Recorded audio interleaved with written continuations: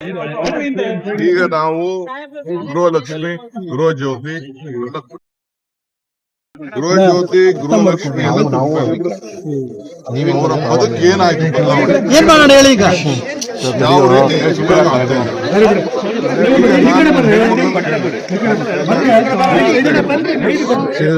ನೀನು ಎಷ್ಟು ಅಕ್ಕಿ ಹಾಕ್ತೀಯ ತಾಯಿ? ಆ ಹೆಣ್ಮಗಳು ಹೇಳಿದ್ಲು ನಮ್ಗೆ ಅರ್ಧ ಡಬ್ಬ ಉಳಿತಾರೆ.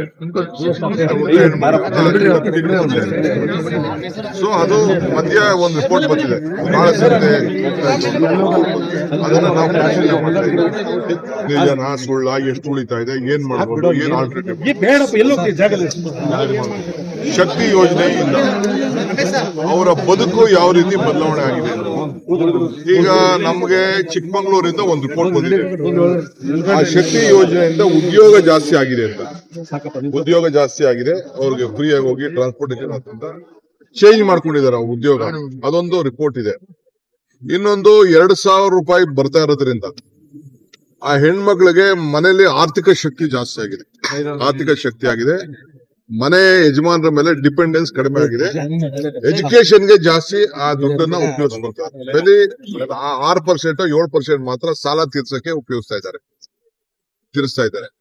ಸೊ ಹಂಗೆ ಪ್ರತಿಯೊಂದು ಸ್ಕೀಮ್ ಅನ್ನು ಕೂಡ ನಾವು ಇದರ ಆಲೋಚನೆ ಏನು, ಯಾವ ರೀತಿ ಆಗ್ತಾ ಇದೆ, ಇದನ್ನ ಯಾವ ರೀತಿ ಇಂಪ್ಲಿಮೆಂಟ್ ಆಗ್ಬೇಕು, ಯಾರಿಗೆ ನ್ಯಾಯ ಒದಗಿಸ್ಬೇಕು, ಅವ್ರ ಬದುಕನ್ನ ಏನ್ ಬದಲಾವಣೆ ಮಾಡ್ಬೋದು ಅನ್ನೋದು ನಮ್ಮ ಈ ಕಾರ್ಯಾಗಾರ, ನಮ್ಮ ರೇವಣ್ಣ ಅವರ ಮುಖಂಡತ್ವದಲ್ಲಿ ನಾವೆಲ್ಲ ಇದ್ರ ಬಗ್ಗೆ ದೊಡ್ಡ ಆಲೋಚನೆ ಮಾಡಿ ಜನರಿಗೆ ಜಾಗೃತಿ ಮೂಡಿಸುವಂತ ಕೆಲಸ ನಾವು ಮಾಡ್ತಾ ಇದೀವಿ. ಎಲ್ಲಾ ಜಿಲ್ಲೆಯಲ್ಲೂ ಆಗುತ್ತೆ, ಎಲ್ಲಾ ಜಿಲ್ಲೆ ಯಾಕೆಂದ್ರೆ ತಿಳ್ಕೋಬೇಕಲ್ಲ ನಮ್ಗೆ.